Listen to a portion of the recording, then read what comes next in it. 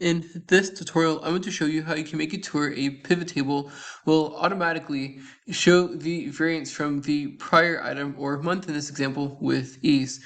So here we have revenue by month, and in the third column, you can see it showing the variance from February to March being a $100 increase. So to do this, first I want to highlight the range of data that I want to make the table from, being this right here. Then I want to go to the Insert tab, and then I want to go to Pivot Table right here, where I'm going to want to click on From Table Range, being what I just highlighted. And I'm going to just have this right next to the range that I highlighted. I know it's an extremely simple data, but this is just for illustration purposes, so you can kind of see how to do this within a pivot table. So existing worksheet, and then right next to the tiny table that I have right here.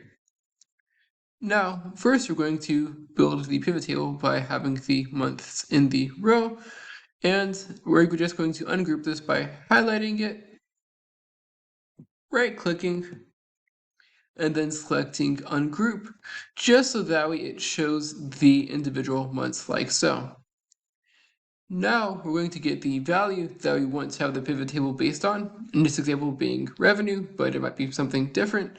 We're going to have revenue in the values, so it's showing the month as well as the revenue. But we don't want the revenue there once, we want the revenue there twice. And what we're going to do with the second revenue bit right here is going to click on this down arrow at the bottom, click on value field settings, and then from here we're going to want to show the value as not the values themselves, right? But we're going to have to be a calculation, a difference from the prior item by showing values as a difference from not just a base item, but from the previous item. So you can have a difference from one specific month if you want to. In this example, are going to be the difference from the previous item. As you can see, now we have a pivot table showing the difference from the previous item right here. And of course, format this to fit your liking, go to design, mess around with all the design colors to have it be what you want it to be, rename the top. But structurally, that's how you can have a column and pivot table automatically be the variance from the previous item. Hope you found this to be helpful. If you did, like, subscribe, comment. Thank you for watching. Have a great day.